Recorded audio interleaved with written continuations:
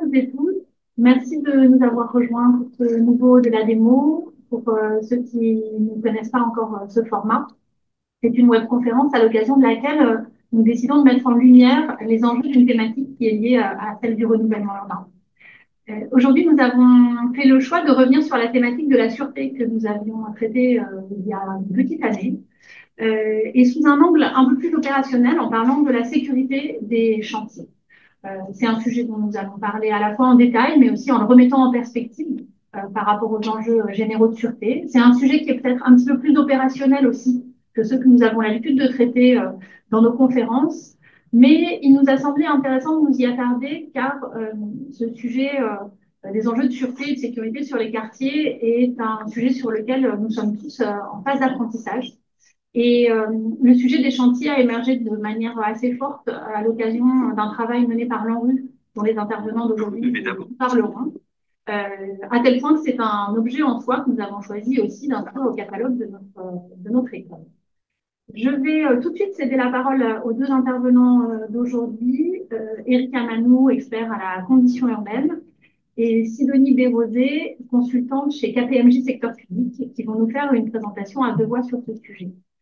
Comme vous le savez, comme vous êtes en général et en particulier aujourd'hui très nombreux à suivre nos conférences, vos micros sont coupés, mais nous vous laissons le loisir tout au long de la conférence de nous adresser vos remarques et vos questions dans le chat et nous consacrerons un petit quart d'heure à la fin de cette heure de webconférence pour les partager avec les intervenants. Merci beaucoup. À vous. Bonjour à toutes, bonjour à tous. Petit élément, alors on va pas en dire plus. Merci Céline pour cette introduction. Commencez tout de suite par vous proposer un petit effort de définition. On parle souvent de sécurité ou de sûreté, ça recouvre pas tout à fait les mêmes choses. Vous dire que les deux notions, quand on les réunit, elles désignent à la fois les droits essentiels pour les personnes humaines, mais aussi des dispositifs humains organisationnels urbains ou techniques visant à prévenir des risques. Et on a deux natures de risques. Le premier risque, c'est ceux qui vont être couverts par le terme de sécurité. Ça renvoie à la prévention des risques à caractère naturel ou accidentel. Pour le dire un peu vite, la figure du pompier. Et une deuxième nature de risque que couvre le terme de sûreté, la réponse publique et privée à des actes de malveillance dont l'origine est donc volontaire. C'est davantage la figure du policier. Ici, évidemment, on va s'intéresser à la question de la sûreté dans les aménagements, dans les formes urbaines, résidentielles, architecturales, paysagères, dans les ambiances urbaines, dans les équipements. Et bien sûr, on en parlera beaucoup dans des dispositifs techniques et humains et organisationnels. Sidonie déclinera un peu tout ça assez rapidement. Avant de commencer, il nous semblait important de partager deux, trois petites choses, et notamment cette idée que parler de sécurité, ça nous oblige un peu, et ça nous oblige notamment à sortir de ce que je nomme ici la grande confusion. Je vous propose quelques icônes, mais j'aurais pu en ajouter plein d'autres. Mais qu'il s'agisse d'un idiot dans le Var qui fait une roue arrière et qui tue une petite fille, qu'il s'agisse de présence dans l'espace public de personnes alcoolisées, de faits stupéfiants, de dégradations diverses, de trafic d'armes ou de présence d'armes, de manifestations publiques qui vont dégénérer à cause de Black Blocs, d'incidents type incendie de voiture lors du 31 décembre, de violences intraconjugales, de rixes interquartiers, de systèmes prostitutionnels. Bref, je peux continuer la litanie. Euh, on voit bien que tout ça contribue à ce que je nomme la grande confusion, alors qu'on mesure bien que ça renvoie tout ça à des responsabilités bien différentes. Ça n'avance pas. Voilà. Ça va renvoyer évidemment à la réponse policière, à la réponse pénale, au pouvoir de police du maire ou aux autres prérogatives du maire, notamment en matière de cohésion sociale, en matière d'aménagement de ces quartiers. Ça va renvoyer aussi plus globalement à d'autres questions régaliennes, à la question de la santé, quand on va parler de consommation de psychotropes dans des proportions très importantes dans notre pays, à des politiques éducatives. Bref, on voit bien que tous ces premiers sujets que j'ai énoncés renvoient bien à des choses très différentes et pour autant, c'est couvert par ce qu'on va, pardon, ce qu'on va retrouver dans une demande sociale de sécurité au sens très large et dans cette confusion donc de plus en plus forte qui s'exprime de façon bien sûr très distincte mais aussi souvent dans une forme de brouhaha relayé par un discours médiatique qui va exploiter évidemment cette grande confusion aussi et un positionnement ou un discours politique qui peut, pour le moins, être quelquefois ambigu entre ceux qui seront dans l'exagération, ceux qui seront dans l'évitement, ceux qui seront dans l'euphémisation. Bref, la grande confusion de nombreux sujets qui renvoient à des champs très multiples et que notre contexte social et politico-médiatique contribue à amplifier. Et du coup, ce qui nous semble important aujourd'hui, c'est pour sortir de cette grande confusion, c'est donc de s'en tenir, de circonscrire les choses à la question de la sûreté pour les métiers de l'urbain et de l'habitat. La contribution de l'urbain et de nos métiers à la question de la sûreté. On n'évoquera donc pas aujourd'hui des questions sur la réponse pénale soi-disant inadaptée, sur l'ordre, sur des grands sujets des pénalisations ou autres. On va s'en tenir, pour ne pas entretenir cette confusion, au registre de l'urbain et de nos métiers.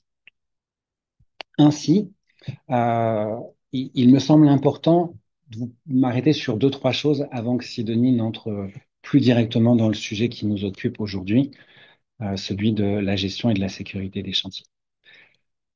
Le sujet de la contribution de l'urbain à la recherche de sûreté, je ne reviens pas ici sur les termes d'une querelle professionnelle ancienne, je vous propose ici plutôt de mettre en évidence un consensus, le consensus qui émerge de ces décennies de querelles sur la possible contribution de l'urbain à l'effort de sûreté. L'espace, il n'est bien sûr pas un élément causal des troubles de malveillance, mais il en est un facteur facilitateur indiscutable. On sait que des configurations urbaines, je vous mets ici une image de parking souterrain parce qu'on connaît le caractère particulièrement anxiogène de ces espaces, mais une passerelle, un hall traversant, bref, un certain nombre de configurations spatiales, d'ambiance urbaine, de déficit de gestion ou de présence humaine peuvent faciliter, même s'ils ne causent pas le trouble, ils ne sont pas dans une responsabilité, dans un lien causal, mais ils facilitent les passages à l'acte, ils facilitent les détournements d'usage. Et donc, si on convient que l'espace a ce facteur facilitateur, il est par extension ou en opposition un levier de régulation et d'amélioration des situations d'intranquillité. C'est ça qui nous intéresse et c'est autour de ce consensus qu'il est important de faire avancer le sujet de la prise en compte de la sûreté par nos métiers. Euh, je ne reviens pas ici, ça avait été l'objet de la conférence dont tu parlais, Céline, tout à l'heure, sur les niveaux et les raisons de l'amplification actuelle des problèmes de sûreté, et pas seulement dans les quartiers dits sensibles. On est en effet dans un moment très particulier, notamment du fait de l'enracinement et de la diffusion du fait stupéfiant dans des proportions croissantes et très importantes. C'est pas l'objet aujourd'hui, mais on avait pu développer ça il y a quelque temps. Enracinement donc dans les quartiers historiques du trafic de stupéfiants et diffusion à peu près tout le territoire national, à des territoires et des quartiers, pas seulement des quartiers, des espaces périurbains aussi, qui étaient jusque-là épargnés. Du coup, ça nous invite, oblige à actualiser les réflexions et le référentiel d'intervention de nos métiers, de l'urbain et de l'habitat, afin de déployer des démarches et des projets dans une dimension de partenariat accrue. Euh, Encore deux choses sur lesquelles je souhaite ici m'arrêter pour poser le cadre. C'est l'importance de dépasser les dimensions défensives et d'empêchement, voire de stérilisation. Notre prise en compte de la question de la sûreté par nos métiers est encore trop marquée par la figure de la forteresse et donc par la recherche de la protection. Alors ça, on voit bien ce que c'est, hein, les figures défensives de la forteresse. L'empêchement, on voit aussi ce que ça représente. Par stérilisation, je développe un petit peu, mais J'entends par stérilisation le fait qu'on va retirer tous les bancs parce qu'il y a des désordres autour des bancs, qu'on va retirer les corbeilles parce qu'il faut les vider, qu'on va fermer des commerces ou des activités à rez-de-chaussée en pied d'immeuble parce qu'ils peuvent provoquer des troubles. Donc cette idée de la stérilisation qui est directement liée à la figure de la forteresse et à ses approches défensives et d'empêchement. Pourtant, analyser les organisations de la délinquance et d'insécurité et comprendre donc comment l'espace les facilite, comment l'espace pourrait donc les contrarier, ça suppose aussi de favoriser l'activation des espaces, leur confort, leur aménité, et donc de dépasser les dimensions défensives que j'évoquais à l'instant pour produire une animation urbaine et résidentielle à opposer aux activités délinquantes et privilégier les présences humaines et d'autres registres qu'on va développer un peu plus dans cette conférence. Au-delà du spatial, existe aussi le registre de l'organisationnel. Pour nous désengourdir face à ces situations rencontrées, il est important de combiner différents leviers d'analyse et d'action. Ces leviers, on les résume ici autour de 5 grands thèmes. Le levier de la programmation. Que programmons-nous pour favoriser la fréquentation, l'animation des espaces, les présences humaines? Le spatial, je l'ai dit tout à l'heure, en termes de conception urbaine et bâtie, de traitement des ambiances. Le technique et le mécanique, en termes de protection, de surveillance et de robustesse, il ne s'agit pas d'écarter ce registre-là. Je disais tout à l'heure qu'il s'agit de dépasser les seules logiques défensives, mais pas de les empêcher ou de les éviter. Donc, nous avons aussi recours à la protection, à la surveillance, à la robustesse. Et puis, il y a 2 autres registres sur lesquels on va plus s'arrêter ce midi.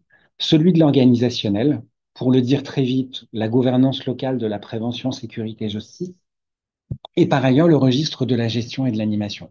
Donc là encore, la gouvernance de la gestion urbaine, chacun et ensemble, et de l'animation territoriale et de l'implication des habitants. C'est sur ces 3 derniers registres que va porter plus particulièrement la conférence que nous vous proposons aujourd'hui et que va commencer à développer Sidonie. Bonjour à toutes et tous. Avant de rentrer dans le vif du sujet hein, et la question plus spécifique de la sécurité et de la gestion des chantiers, revenir peut-être sur quelques éléments de contexte pour rebondir sur ce que disait Eric à l'instant. Évidemment, il y a une diffusion des faits de délinquance et notamment du fait stupéfiant, etc. Néanmoins, on sait que les quartiers politiques de la ville en renouvellement urbain ou pas d'ailleurs, sont particulièrement concernés par les enjeux de sûreté. D'une part, parce qu'on constate un nombre de faits plus nombreux, hein, d'homicides, de vols, etc. Mais aussi parce qu'il y a un sentiment d'insécurité qui est plus prononcé dans ces quartiers que dans les autres territoires nationaux. 32% d'habitants considèrent la présence de forces de l'ordre insuffisante. C'est 18% en dehors des quartiers politiques de la ville.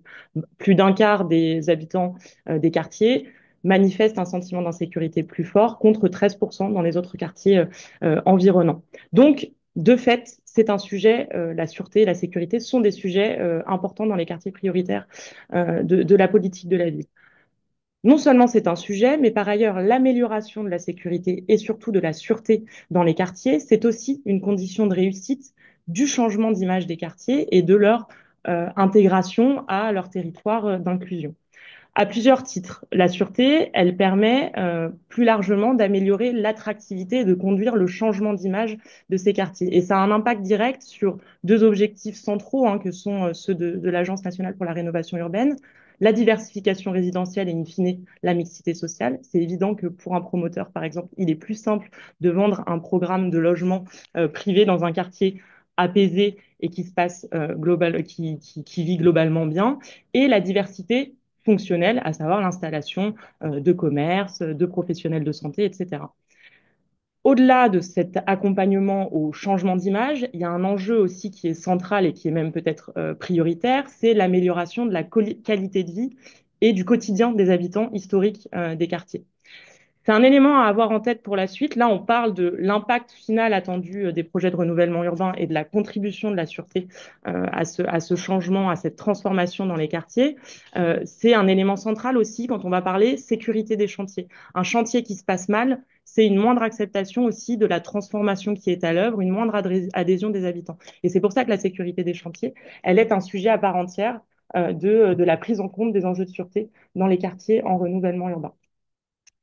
C'est un sujet phare, Céline le disait en introduction, c'est un sujet dont a été saisie l'Agence nationale pour la rénovation urbaine et qui s'est manifesté à la fois au comité interministériel des villes en 2021 et à travers une circulaire en 2022 qui réaffirme la nécessité de mieux prendre en compte les enjeux de sûreté dans les projets de renouvellement urbain et s'est placé au cœur de l'action de l'ANRU depuis longtemps, mais ça a été réaffirmé à travers l'élaboration de ce carnet thématique qui est sorti fin 2024.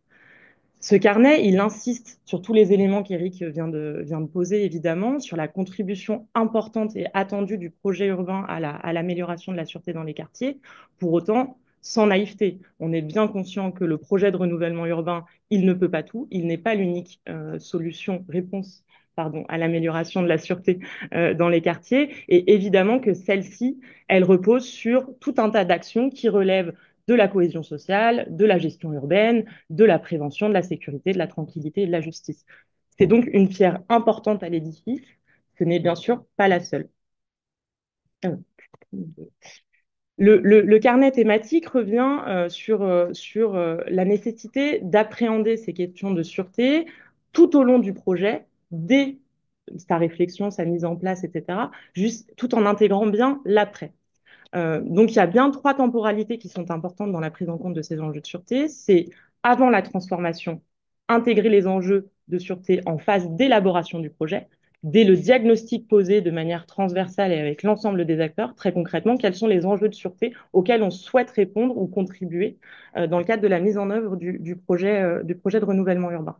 Euh, les études de sécurité et de sûreté publique ne sont pas obligatoires, pour autant elles constituent une pierre angulaire aussi pour améliorer la bonne appréhension des difficultés qui sont rencontrées en la matière. Et ensuite, c'est ce qu'évoquait Eric, et je ne le redirai pas parce que je le dirais plus mal, c'est bien sûr orienter la programmation pour intégrer ces enjeux de sûreté.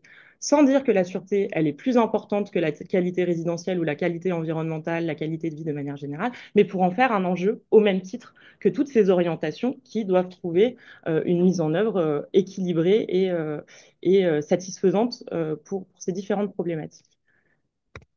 Pendant la transformation, je vais aller vite parce qu'on y revient dans un instant, c'est s'adapter collectivement aux risques que peuvent présenter les chantiers sur un quartier ou les risques qu'un quartier peut générer pour des chantiers mis en œuvre. Avant toute chose, c'est mettre la sécurité et la gestion des chantiers à l'agenda de tous.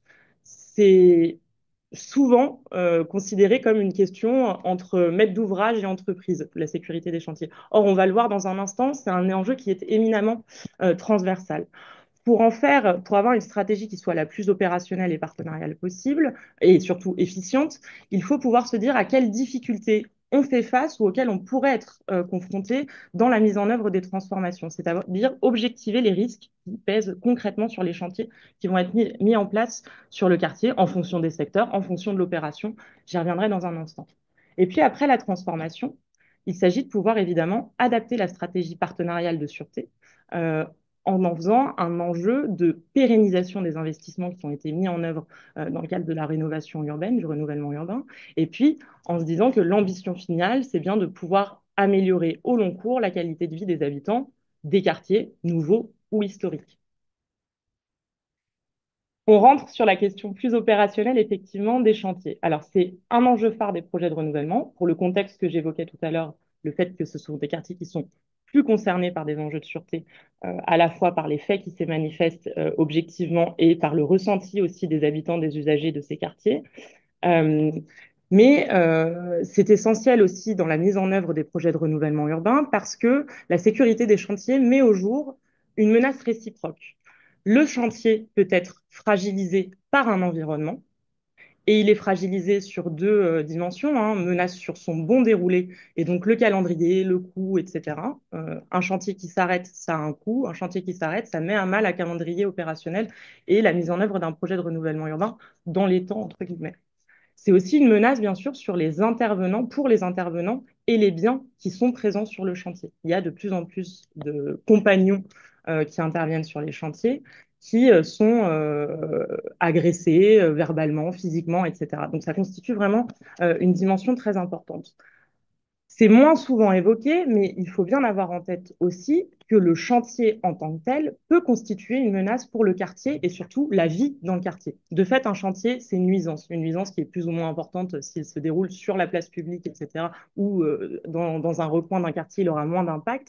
Pour autant, il peut générer des risques, des troubles, des désordres, des tensions, voire même de la mise en danger des riverains, usagers et personnels, etc. Une anecdote, lorsqu'on a fait la mission aux côtés de l'ANRU, on nous a relaté un fait qui est un vol d'engin sur un chantier, vol d'engin, engin qui devient ensuite un moyen de détruire des caméras de vidéosurveillance, des éclairages, etc., etc. Ou des pavés mal rangés qui deviennent des projectiles. Et pour le coup, ce sont des anecdotes qu'on a pu entendre à différentes reprises. Donc il y a bien une double sécurisation à avoir, le chantier vis-à-vis du quartier dans lequel il est implanté, le quartier vis-à-vis du chantier. Et ça vaut quel que soit le type d'opération que l'on va avoir, les 1000 et quelques opérations de résidentialisation, réhabilitation qui se déroulent dans le cadre des projets de renouvellement urbain, pareil, les 1000 opérations de démolition et de construction, etc. Et c'est pareil pour les opérations d'équipement public, d'espace public, etc. La sécurité des chantiers, elle est un sujet, quelle que soit l'opération, quel que soit le type de quartier. En revanche, on doit effectivement pouvoir doser les efforts et s'adapter en fonction du contexte dans lequel le chantier se déroule. Si on insiste sur cette question et si cette question elle a pris place dans le débat public, pas nouvellement, hein, parce que dès 2010, ministère de l'Intérieur, Fédération du BTP avait mis en place un protocole pour la sécurité des chantiers. Ça, c'était déjà en 2011, 2013, etc. À l'échelle locale, on a des dispositifs qui ont été mis en place. Je pense notamment à Ras-le-Vol dans les Bouches-du-Rhône, etc., dans les années 2010 également. Mais c'est un sujet qui, aujourd'hui, est particulièrement d'ampleur. Et ça se manifeste sur deux dimensions. Un, le coût qu'il génère, c'est 1 milliard d'euros de pertes pour la Fédération du bâtiment en 2024, hein, selon une étude qui a été menée très récemment. Mais c'est aussi un tiers des chantiers qui sont concernés par des retards dans la délivrance des opérations, etc., parce que retardés par des vols, par des agressions, etc., etc. Donc on voit bien là l'enjeu opérationnel que revêt la question de la sécurité des chantiers, car elle est une condition de réalisation effective des projets de renouvellement urbain. Maintenant, quand on parle de sécurité des chantiers, on va commencer par le micro et on va ensuite élargir la focale.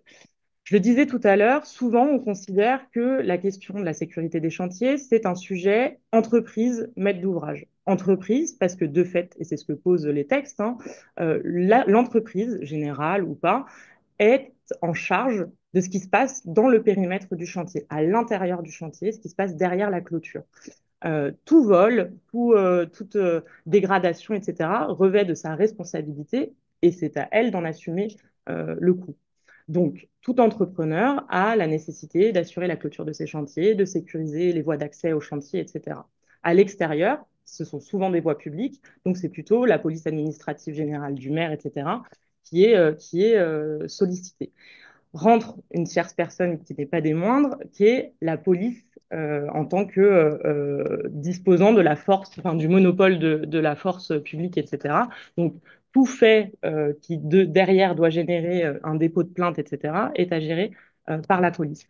Quand je dis ça, c'est une approche qui, en soi, est assez restrictive de la sécurité des chantiers, et j'y reviendrai un instant. Ce sont les trois grandes personnes concernées par la sécurité des chantiers, mais vous verrez, ce n'est pas suffisant pour avoir une sécurité des chantiers qui soit la plus efficiente et la plus effective possible. Continuons sur le micro. Quand on parle sécurité des chantiers, on parle très concrètement de quel dispositif? On a la sécurisation passive.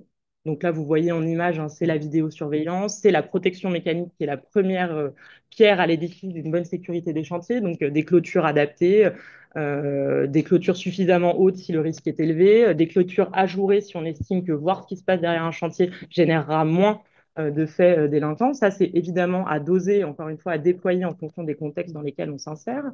Et puis, il y a évidemment la question des contrôles d'accès. Vous le voyez là en image, ils peuvent être plus ou moins importants, ces contrôles d'accès, entre la simple barrière automatique et le contrôle d'accès très important, où on filtre carrément l'entrée sur le chantier. Et on pourrait ajouter ici les questions d'alarme, de détection de Exactement. présence, etc., qui sont dans ce grand Exactement. registre de la sécurisation passive. Plus RFID, etc., pour suivre le matériel qui serait volé, notamment.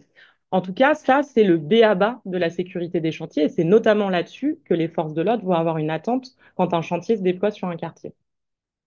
Autre dimension importante, et là, pour le coup, elle n'est pas déployée de manière automatique et elle est plutôt déployée lorsque l'on estime que le contexte est particulièrement sensible, c'est la sécurisation active. Et là, ça renvoie à une présence humaine avec la mise à disposition sur le chantier d'agents de sécurité classiques, cynophiles, rondiers cynophiles, avec capacité à intervenir dans le cadre de la vidéosurveillance ou pas.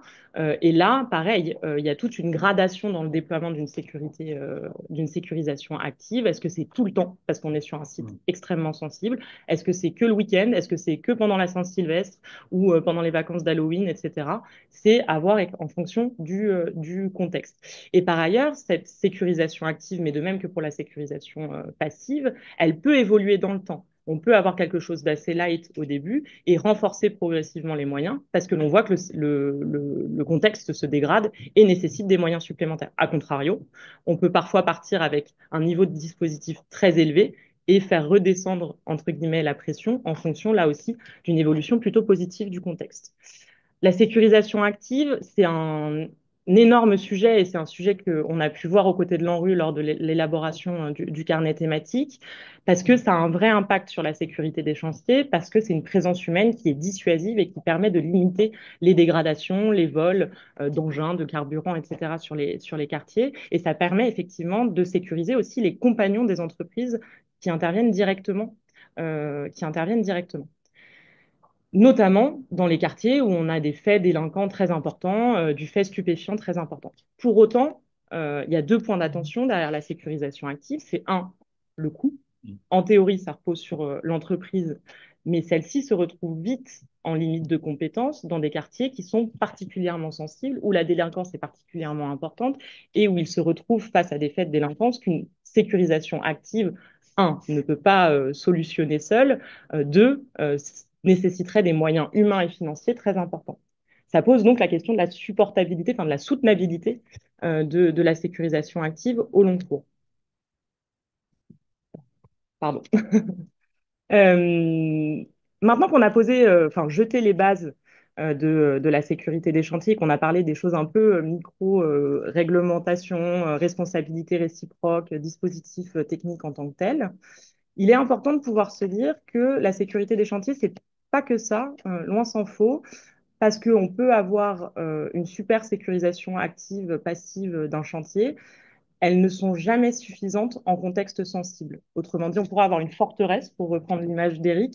Si derrière, on a une délinquance très importante, ça n'empêchera pas de mettre à mal la dynamique de transformation. Par ailleurs, la sécurisation active et passive, une fois qu'on a dit qu'on avait différentes sortes de barrières, différents types de clôtures, etc., on n'a pas dit grand-chose puisque rien n'est automatique et tout doit être contextualisé en fonction d'une part du contexte, du quartier, etc., mais aussi de l'opération que l'on accompagne. Une opération de démolition, elle génère pas le même risque qu'une opération sur un espace public où on a une espèce de contrôle social très important, etc., où là, de fait, ça génère une nuisance, mais il y a peut-être moins de risques de dégradation, de vol ou d'agression que dans une petite opération confinée au bout du quartier, à l'abri des regards. Au-delà de ça, quand je dis que la sécurité des chantiers, ce ne sont pas que des dispositifs techniques, des coûts, des moyens, etc., c'est qu'il y a 3 impondérables derrière ça. C'est un, pouvoir réunir les bons acteurs autour de la table pour non pas partager la responsabilité, mais s'assurer du qui fait quoi pour, un, analyser la sensibilité des chantiers et s'organiser collectivement avant et une fois la transformation et l'opération, les travaux engagés. Deux, le deuxième impondérable, c'est de pouvoir caractériser le risque pour décider à un instant T, et j'insiste sur le à un instant T, des besoins en matière de sécurisation du ou des chantiers en amont. Donc, quand on fait son marché, par exemple, en tant que maître d'ouvrage, quel niveau de risque on estime et qu'est-ce que l'on attend des entreprises qui vont répondre à notre appel d'offres. Et ensuite, être en capacité, par une évaluation au long cours du risque, d'ajuster les moyens qui sont déployés. C'est ce que je disais tout à l'heure. Tantôt, il faut augmenter le niveau de sécurisation, tantôt, on peut revenir sur quelque chose de plus normal. Et puis, dernier point, c'est intégrer la sécurité des chantiers aux stratégies d'intervention sur les quartiers en transformation. On va parler effectivement gestion urbaine, projet de gestion, etc. Tout ce qui va pouvoir accompagner aussi le bon déroulé des chantiers, au-delà, encore une fois, d'une bonne clôture, d'un bon agent cynophile, etc. Donc, premier impondérable, réunir les bons acteurs autour de la table. Vous avez là, en haut, tout en haut et à gauche, le maître d'ouvrage, l'entreprise qui effectue les travaux, accompagné du maître d'œuvre, des sous-traitants. Sous-traitants très importants puisque on sait que dans le bâtiment, il y a énormément de sous-traitants qui réalisent, mais si tout le monde n'est pas au courant de la nécessité d'avoir une bonne stratégie de sécurité des chantiers, on peut vite se retrouver à fragiliser le chantier, les co-traitants, les équipementiers, etc.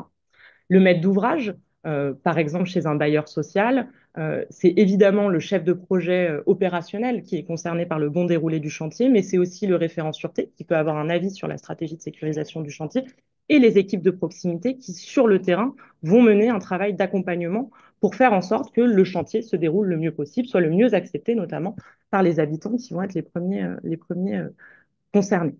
J'allais dire percuté, mais on va dire concerné, c'est plus positif.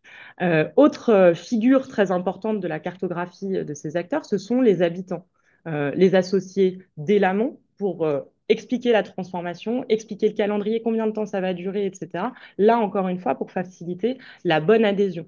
Derrière les habitants, il y a aussi les usagers du quartier, des commerces, des équipements, les associations, etc., pour faire en sorte, encore une fois, que ce chantier soit le moins pénalisant possible et le mieux accepté possible. Enfin, deux figures essentielles, ce sont les collectivités, les fameux porteurs de projets dans le cadre de la rénovation urbaine, les élus, bien évidemment, et le maire, a fortiori, son pouvoir de police est directement interpellé, mais aussi l'ensemble des techniciens qui vont, eux aussi, dans toute leur diversité, pouvoir accompagner la mise en œuvre des chantiers, les équipes de médiation sociale, la gestion urbaine de proximité qui va pouvoir adapter son niveau d'entretien et son niveau d'investissement en fonction des phases du chantier. Encore une fois, dans une logique de le rendre, d'atténuer le plus possible les nuisances. Et puis, évidemment, les fameux services de police. Les services de police, ils ont un double rôle, hein. Ils ont un rôle de conseil sur le dispositif de sécurité des chantiers qu'il faut pouvoir déployer en fonction du contexte dans lequel on s'inscrit. Et puis, ils ont un rôle d'accompagnement à la sécurité des chantiers. Je parlais tout à l'heure des Bouches-du-Rhône, dispositif ras-le-bol. Sur certains chantiers dans les quartiers nord, on a des patrouilles qui passent à heure fixe, notamment au moment de l'embauche, au moment de la fin du chantier, etc., pour garantir la sécurité des compagnons sur le chantier. Pourquoi mettre tous ces acteurs autour de la table? Parce que, évidemment, que l'on soit police nationale, police municipale, maître d'ouvrage, entreprise, etc., on a évidemment des représentations et des intérêts qui divergent. Il y a des gens qui sont, enfin, il y a des entités, pardon, dans cette cartographie des acteurs qui sont directement responsables. J'ai déjà évoqué les entreprises, le maître d'ouvrage aussi également, le maire, etc. Et il y en a d'autres qui doivent plutôt accompagner la transformation et le bon déroulement des chantiers. Je parlais tout à l'heure des équipes de médiation sociale, de la gestion urbaine de proximité, etc. Donc le rôle n'est pas le même et par ailleurs la proximité à la responsabilité du bon déroulé du chantier n'est pas tout à fait la même. Ensuite, chacun va avoir, encore une fois, des attentes différentes. La police nationale, par exemple, peut attendre une sécurité renforcée des chantiers dans un quartier particulièrement sensible, le déploiement d'une sécurisation active avec gardiens, etc., 24 heures sur 24, 7 jours sur 7, etc., etc. Pour autant, derrière, ça a un coût pour le maître d'ouvrage, pour l'entreprise directement concernée, etc. Donc, comment est-ce que, en amont, on arrive à recenser ces besoins pour être le moins percuté justement par le risque et être en capacité d'y répondre de manière adaptée et graduée s'il le faut, et comment ces besoins sont au fur et à mesure réinterrogés de manière perpétuelle, toujours dans cette logique d'avoir une stratégie qui s'adapte et qui est réactive en fonction de l'évolution du contexte. Ce qui est commun à l'ensemble de ces acteurs, en revanche, c'est bien d'avoir une réalisation du chantier dans les temps, ça vaut pour l'entreprise, le maître d'ouvrage, le maire, le porteur de projet, etc., mais aussi pour les habitants et les acteurs. Et ce chantier, il doit se réaliser dans les temps, dans le budget imparti ou à peu près défini à l'origine, et puis évidemment tout ça sans percuter le quotidien ou à minima le quotidien des habitants et des usagers. Pour ce faire, il y a une étape qui est indispensable et c'est le deuxième impondérable, c'est de pouvoir proposer établir un diagnostic partagé des risques et de la sensibilité de l'environnement et de l'opération pour que celle-ci se déploie dans les meilleures conditions. Caractériser le risque, c'est identifier euh, les spécificités du secteur, du quartier et de l'opération concernée. Je le disais tout à l'heure, hein, entre une opération de démolition, de réhabilitation, etc., les risques ne sont pas les mêmes. Euh, pour anticiper les actions de sécurisation à déployer et le budget à y allouer. Cette caractérisation-là, elle s'appuie sur un outil que je vais passer très vite, mais c'est la grille de caractérisation et de cotation du risque, qui n'est pas l'outil alpha et oméga, il y en a plein d'autres, mais c'est celle-ci qu'on a pu déployer dans le cadre de la mission avec l'ANRU et qui fonctionne assez bien puisqu'elle a le mérite d'être simple et opérationnelle. Et puis, ça passe aussi par la mise en place d'instances opérationnelles. On parle souvent des groupes de partenariat opérationnel, mais ça peut être des réunions de chantier. Enfin, il y a tout un tas de lieux dont on peut parler de la sécurité des chantiers et qui permettent de prendre le pouls et d'adapter au fil de l'eau la stratégie tout au long de la mise en œuvre des chantiers. Euh, et cette caractérisation du risque, elle a un impact de fait sur la forme, par exemple, de la consultation des entreprises et le budget de l'opération. Et elle doit constituer une première étape qui a vocation à être pérennisée au long cours. Je ne m'arrête pas sur cette grille de cotation du risque, mais vous voyez, il y a 6 items. En gros, c'est de se dire où se déroule mon opération. Est-ce qu'elle se déroule dans un quartier ou dans un secteur où il y a déjà eu des nuisances sur les chantiers, des vols, des dégradations, des agressions? Et ça me donne un peu une jauge pour ensuite adapter mon dispositif de sécurité. Est-ce que la délinquance locale, c'est quelques attroupements, etc. Ou est-ce qu'on est carrément sur du fait stupéfiant avec point de deal ancré, etc. Est-ce qu'on est dans un quartier globalement où il y a une bonne acceptation du projet de renouvellement urbain, la présence des services publics est importante, ou au contraire, est-ce qu'on est plutôt dans un quartier où on a une forme de défiance, notamment vis-à-vis des pouvoirs publics? Tout ça, ça doit permettre de se dire comment je dose au moment de notamment faire mon dossier de consultation des entreprises et comment je peux budgéter la sécurisation de mon chantier à venir. Active et passive. Active et passive, bien évidemment. Sachant encore une fois que la sécurisation active n'est jamais automatique. Ça va dépendre du contexte et elle peut arriver, elle peut être mise en place une fois le chantier démarré. Enfin presque enfin, il faut pouvoir se dire que, c'est ce que je disais en introduction, la sécurité des chantiers, elle ne dépend pas que du dispositif de sécurisation des chantiers. Elle est une dimension pleine et entière de la stratégie territoriale de sécurité et de prévention de la délinquance. Sur certains territoires, on a des CISPD, des CLSPD qui intègrent cette dimension-là comme une dimension à part entière de la stratégie en tant que telle. Elle est aussi une partie importante de la stratégie de renouvellement urbain, pour ce que j'évoquais tout à l'heure, le coût, le calendrier, etc. Elle est aussi une dimension forte du projet de gestion qui doit permettre d'anticiper la façon dont je vais gérer notamment mon quartier pendant la transformation. Et sur certains territoires, les actions d'urbanisme transitoire contribuent directement à la sécurisation de la phase de transformation. Elle est aussi évidemment l'affaire du développement social et urbain, de la médiation sociale, etc. Et puis peut-être un dernier point qui n'est pas du tout anecdotique, la sécurité des chantiers, c'est aussi un sujet d'une politique d'insertion professionnelle et notamment du déploiement de la clause d'insertion dans les quartiers en lien avec la rénovation urbaine. Et ça veut dire que pour tout maître d'ouvrage, il faut pouvoir intégrer cette dimension dans la mise en œuvre de la clause d'insertion. En synthèse, enfin, il y a 2 phases importantes. C'est un, diagnostiquer en amont du déploiement des chantiers et évaluer le risque pour l'anticiper au mieux. Ensuite, il faut être en capacité, pendant le chantier, d'ajuster au fur et à mesure les dispositifs, encore une fois, en fonction de l'évolution du contexte. Et puis, après, il s'agit de pouvoir livrer des opérations dans un contexte qui est stabilisé, qui est serein, etc. Donc, ça se prépare aussi une fin de chantier. Et ça repose sur une analyse du risque qui se fait au long cours et à travers justement ces fameuses instances opérationnelles, stratégiques que l'on évoquait précédemment. Voilà pour cette Merci, présentation. Sylvain.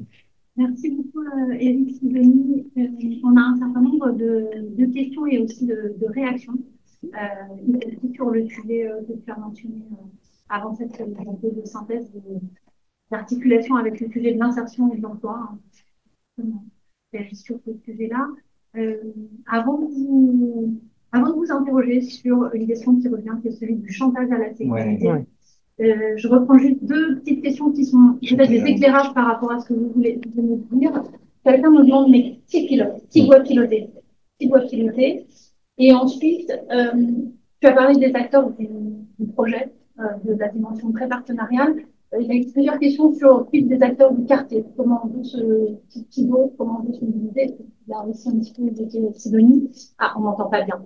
Alors, je reviens sur deux questions qui ont été posées dans le chat. Qui pilote et comment les acteurs du quartier peuvent être mobilisés. Et ensuite, troisième sujet, celui du chantage à la sécurité, qui est beaucoup revenu.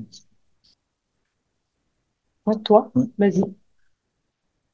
Bon, on va essayer de répondre à deux voix, on va voir comment on fait. Sur le qui pilote, ben évidemment, Sidonie vient de nous expliquer qu'on a quand même une multitude de situations. Donc, on a deux grands niveaux de pilotage. Le premier, le plus simple, assez basique et un peu partout, c'est le niveau du maître d'ouvrage qui va piloter avec ses entreprises et, on le sait, la chaîne de sous-traitants et d'intervention. Il est responsable de son chantier en tant que maître d'ouvrage, de la sécurité des ouvriers et des usagers. Donc, il y a un premier niveau qui est minimal la responsabilité du maître d'ouvrage. La difficulté, et Sidonie l'a dit, c'est que souvent, il se retrouve un peu seul, le maître d'ouvrage, à gérer ces difficultés. C'est là qu'il y a le deuxième niveau de pilotage qui survient. Et là, évidemment, on dresse une situation idéale, mais c'est le maire. C'est le maire qui doit piloter ce deuxième niveau, parce que Sidonie l'a dit, il peut intégrer ça à sa politique globale, son CLSPD, sa politique de tranquillité sur son territoire. Il va pouvoir articuler et décliner les interventions de police et de justice à travers son CLSPD. Il va pouvoir renvoyer à d'autres cadres comme le GPO, s'il y en a un sur son territoire animé par le commissaire, éventuellement un GLTD, piloté par le PROC. GPO, Groupe de partenariat opérationnel, piloté donc par le commissaire, ou groupe local de traitement de la délinquance animé par le procureur. Donc c'est quand même le maire qui a cette capacité de saisine. Après, il ne sera pas capable de tout faire dans ces instances-là, mais en tout cas de saisine. Et tu le disais dans une des questions, parce que le maire, il est aussi celui qui va pouvoir articuler l'animation territoriale et la vie de quartier, la médiation, la vie associative, l'implication citoyenne, etc. Donc, sur ce deuxième niveau, au-delà du premier maître d'ouvrage entreprise, c'est beaucoup la figure du maire qui est attendue en matière de pilotage. Maire ou porteur de projet à l'échelle intercommunale en fonction aussi des relations locales et du partenariat local. Là, on sait que les situations sont tout à fait différentes. J'ai vu passer une question à la volée qui était sur certains secteurs, on a plusieurs maîtres d'ouvrage, plusieurs collectivités quand on est sur des quartiers intercommunaux notamment. Et c'est le cas sur pas mal de quartiers sur lesquels on est intervenu ou dans lesquels on intervient au quotidien. Là, il y a deux choses, et c'est une des préconisations d'ailleurs du carnet thématique de l'ANRU, c'est le fameux rôle de l'OPCIC, donc ordonnancement, pilotage, coordination, interchantier.